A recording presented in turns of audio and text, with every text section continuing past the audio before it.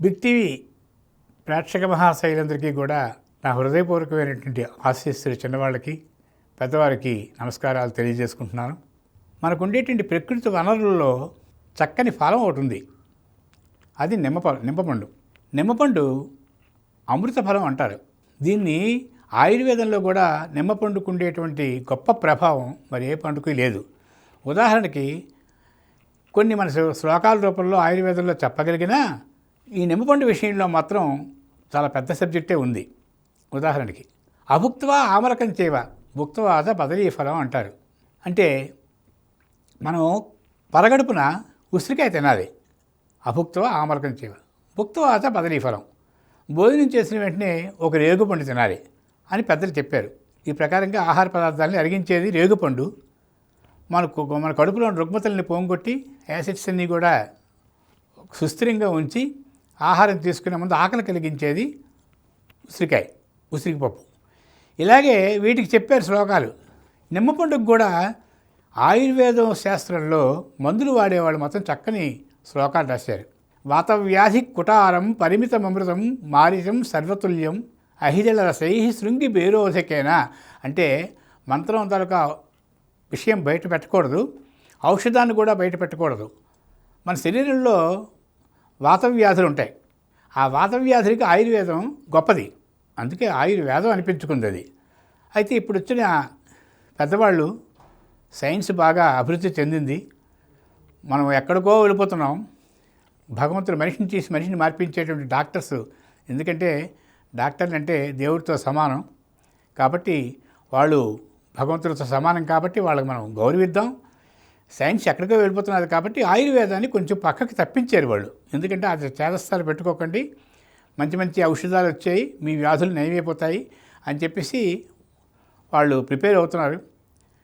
అది ఎంతవరకు అంటే పూర్వం ఒక నాడి చూసి వాత పిత్త శ్లేష్మ నాడులు 3 ఉంటాయి. ఓ చెయ్యి చూసి ఆ 3 నాడుల తరగ ప్రభావాన్ని బట్టే ఆయుర్వేద మందులు ఇచ్చేవారు. వాతవ్యాధులకి నిమ్మరసం గొప్పగా పనిచేస్తుంది. వాతవ్యాధి కుఠారం అంటే గొడలి. వాతవ్యాధులకి నిమ్మరసం గొప్పది. పరిమితం అమృతం దాన్ని నాభంటారు. మారిచం మిరియాలు వీటి సమభాగాలు.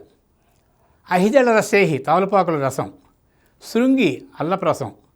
భేరోదకం అంటే నిమ్మపండు రసం. వీటితో ఔషధం తయారు చేసి వాతవ్యాధులను బాగు చేసేవారు. అదే కాకుండా నిమ్మపండుకి గొప్ప ఔషధ గుణాలు ఉండడమే కాకుండా దైవానికి ప్రీతికరమైనటువంటిది నిమ్మపండు. ఎందుకంటే అయ్యప్ప పూజ చేసామంటే తప్పనిసరిగా నిమ్మకాయలు మాల వేస్తాం. ఆంజనేయ స్వామి పూజ చేసామంటే తప్పకుండా నిమ్మకాయలు మాల వేస్తాం. అదే కాకుండా ఈ ప్రకారంగా భక్తికి మనం చాలా ఉపయోగిస్తాం. స్వామివారికి పులిహోర నైవేద్యం పెట్టాలంటే నిమ్మపండు రసం వేయింది పులిహోర నైవేద్యం పెట్టలేం. తర్వాత మన ఆహార పదార్థాల్లో నిమ్మరసం గొప్పది. మనకి ఎప్పుడైనా ఎసిడిటీ ఒక విధంగా మనకి అలసటగా ఉన్నప్పుడు నిమ్మరసం ఉప్పు వేసుకొని తాగితే మంచి గుణాన్ని కల్పించి వెంటనే మనకి సత్తునిస్తుంది. నిరాహార దీక్ష చేసిన వాళ్ళకు కూడా ఈ నిమ్మపండు రసమే ముందు ఇస్తారు. అది మనం తెలుసుకుంటున్నాం. ఇలా చెప్పుకుంటూ పోతే నిమ్మరసానికి గొప్ప ప్రాధాన్యత ఉంది. ఇంకా స్నానం చేసే ముందర ప్రతిరోజు కూడా, అంటే రోజు తప్పు రోజు విడిచైనా సరే, ఒక నిమ్మ చెక్క తల మీద రాసుకొని ఒక 2 నిమిషాల తర్వాత స్నానం చేస్తే చుండ్రు ఉండేటువంటి రకరకాల వ్యాధులు కావడమే కాకుండా ఎంత ఎండలో మనం నడిచినా సరే చాలా చక్కగా మనకి ప్రశాంతంగా మన శరీరం ఉంటుంది. ఇలాగ ఔషధీ గుణాలు కలిగినటువంటి గొప్ప నిమ్మకాయ ఉంది. నిమ్మపండు గొప్ప శ్రేష్టమైనది.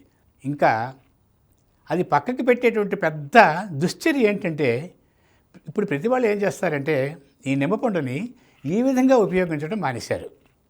ఎందుకంటే ఇప్పుడు ప్రతి ఇంట్లో పులిహోర చేసేటువంటి అవకాశం ఎవరికీ లేదు. ఆన్లైన్ ఫుడ్లు వచ్చేస్తున్నాయి.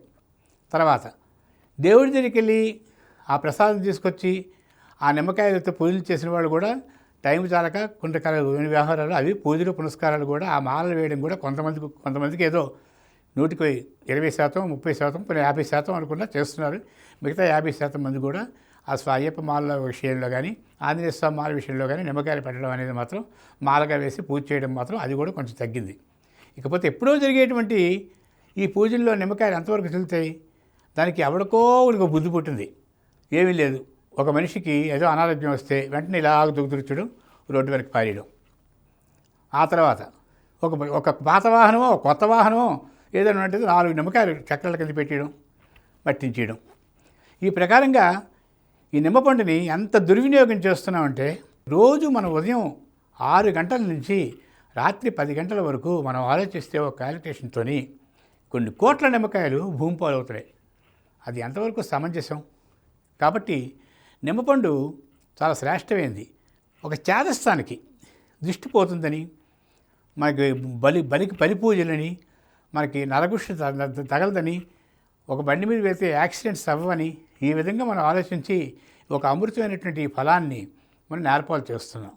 దేవాలయానికి వెళ్ళినప్పుడు ఆ నిమ్మపండు తీసుకొచ్చి ఒక ప్రసాదంగా ఒక నిమ్మకాయ పని తీసుకొచ్చి మన కుటుంబం వాడుకుంటున్నాం అంటే అది లేదు, ఆ మాల అలాగే వదిలేస్తున్నాం.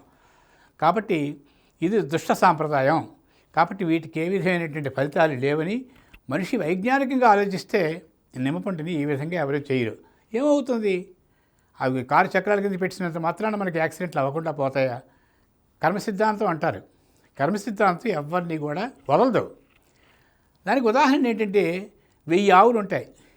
1000 ఆవులకి 1000 పెయ్యలు ఉంటాయి.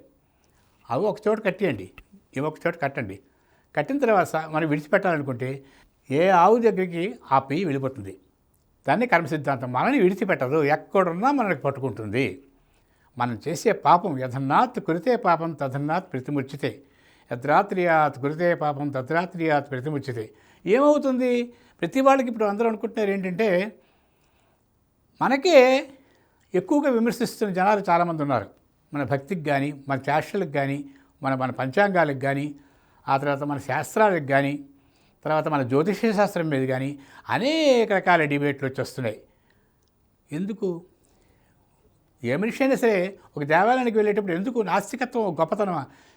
నాకు కొంతమంది వచ్చి జ్యోతిష శాస్త్రం గురించి అదొక శాస్త్రం అనిపించుకుంటుంది. అది జ్యోతిష శాస్త్రం గొప్ప శాస్త్రం. దాన్ని తరిచి చూడకుండా వచ్చి ఏమోనండి పంతులు గారు, జ్యోతిష శాస్త్రం మీద పెద్ద నమ్మకం లేదనుకోండి, ఆవిడ చెప్పింది కాబట్టి నేను డేట్ ఆఫ్ బర్త్ ఇస్తున్నాను అనడం. అక్కడే ఆ శాస్త్రం తాలూకు వివరణ ఆ మహనీయుని చెప్పాలనిపించదు. జ్యోతిష శాస్త్రం అంటే చిన్నమాట కాదు, చాలా పెద్ద సబ్జెక్టు. శ్రీరామచంద్రుని వంటివాడే సప్తమ స్థానంలో కుజుడు ప్రభావం వల్ల సీతాదేవిని కోల్పోవాల్సి వచ్చింది. ఇలా రకరకాల ప్రభావాలు. మళ్ళీ జ్యోతిష శాస్త్రం వైపు వెళ్తే అది పెద్ద మహాసముద్రం. మనకు తెలియని సబ్జెక్టు అది, అందులో తప్పు ఉందని ఎందుకు అనుకోవాలి? నువ్వు ఏదైనా ప్రవేశించేటప్పుడు ఒకసారి ఉదాహరణకి, అందుకే మహాత్ముడు అనిపించుకున్నాడు గాంధీ. ఒకసారి గాంధీ మహాత్ముడి దగ్గరికి ఒక అబ్బాయి వచ్చి, మీరు మహాత్ములు, నాకు ఈ రాజకీయాలు తెలియవు, నాకు అన్నీ తెలియవు, నాకు చిన్న చిట్కా చెప్పండి, నేను రోజు బెల్లం తింటాను, ఈ బెల్లం మానిపించండి తాత అన్నాడు. రేపు రానాయన అన్నాడు గాంధీ మహాత్ముడు. మన్నాడు వెళ్ళాడు. నువ్వు మానలేవు, చిన్న చిన్న ముక్కలు తగ్గించుకో అని అన్నాడు. ఎందుకంటే గాంధీ గారు తింటున్నారు ఆ బెల్లం. అతను మానలేకపోయారు. ఏదైనా ఒక అంటువ్యాధి మనలో ప్రవేశించిందంటే దానిలోంచి మనం బయటపడలేం. కాబట్టి దాన్ని మన తార్కికంగా జ్ఞానంగా ఆలోచిస్తే, ఒక వ్యక్తిని మనం విమర్శించేటప్పుడు, ఒక శాస్త్రాన్ని మనం విమర్శించేటప్పుడు దాని ద్వారా ఉండేటువంటి కొన్ని కోట్ల మంది అభిమానులు కొంచెం కించపడతారు. మనం ఏ శాస్త్రాన్ని కానీ, ఏ కొత్త విషయాన్ని కానీ మనకు తెలియనప్పుడు మాత్రం ఇతరులకు విమర్శించకూడదు అనేటువంటి నా సంస్కారాన్ని ప్రతి ఒక్కరూ కలిగి ఉండాలి. తప్పు అయితే క్షమించండి. కాబట్టి మన అందరినీ కూడా ఒక సహోదర వర్గంతో చూడాలి. కానీ చేదస్తాలు మాత్రం వేరు, చేదస్తాలు పనికిరావు. కాబట్టి సశాస్త్రీయాలు మాత్రం ఎప్పుడు కూడా నమ్మాల్సినవేను. కొంచెం మనం నమ్ముదాం, అందులో విశ్వాసాన్ని కొంచుదాం. ఫలితం వస్తే లేదు, లేకపోతే లేదు. ఒకరి మనసు మనం బాగా గాయపెట్టకుండా, గాయపరచకుండా మనం ప్రయత్నాలు కొనసాగించి, ఏ వ్యక్తికి మనం కుసంస్కారంతో మాట్లాడి, మన శాస్త్రీయమైనటువంటి పద్ధతుల్లోని కొన్ని లోపాలను ఎత్తి చూపుతూ, మనకు మనం నిరుత్సాహపరుచుకుంటూ కొన్ని రకాల కాలయాపన చేయడం అనేది మంచిది కాదని మీ అందరికీ మనస్పూర్వకంగా నమస్కారం చేస్తూ మనవి చేసుకుంటున్నాను. For more videos like this, subscribe Big TV channel.